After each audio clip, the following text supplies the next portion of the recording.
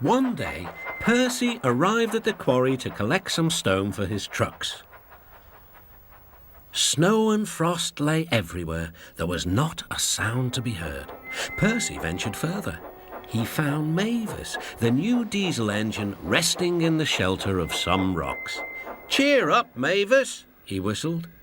Mavis was still remembering the trouble she'd had with trucks. "Manager says I don't listen to advice. He says I've no business jauntering down Tobys' line. Tobys a fusspot." "Toby has forgotten more about trucks than you will ever know," replied Percy. "You must put the trucks where he wants them. Then you'll be a really useful engine. Now, if you'll excuse me, I have to take these stones to the harbour."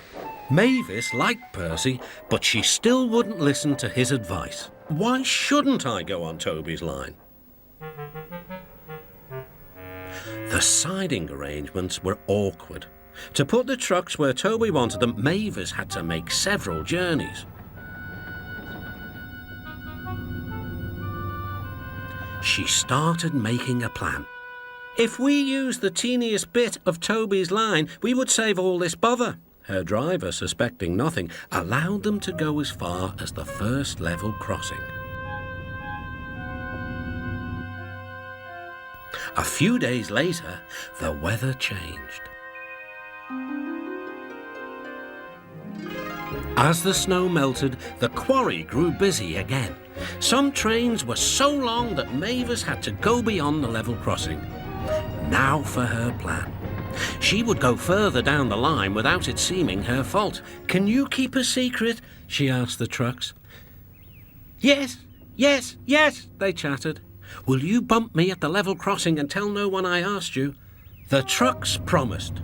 But whilst Mavis was away, Toby arrived. He decided to shunt the trucks himself. The trucks decided to bump him anyway.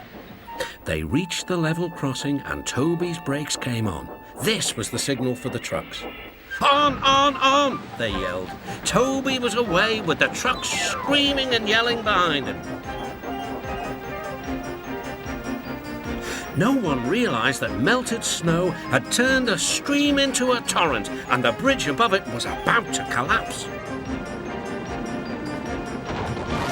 The rails were now like a tightrope across the thundering water.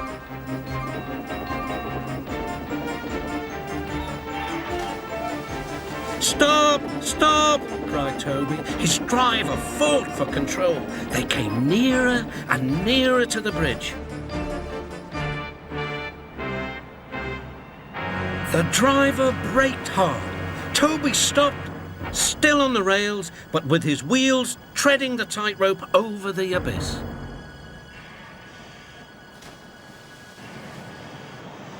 Mavis was horrified and quickly came to the rescue.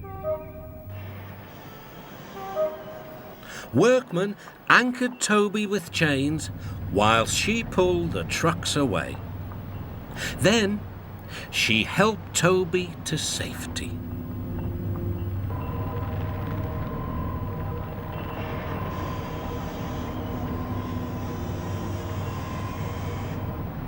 I'm sorry about the trucks, said Mavis. I can't think how you managed to stop them in time. Oh, well, said Toby. My driver told me about circus people who walk tightropes, but I just didn't fancy doing it myself. Later, the Fat Controller arrived. A very smart piece of work, he said.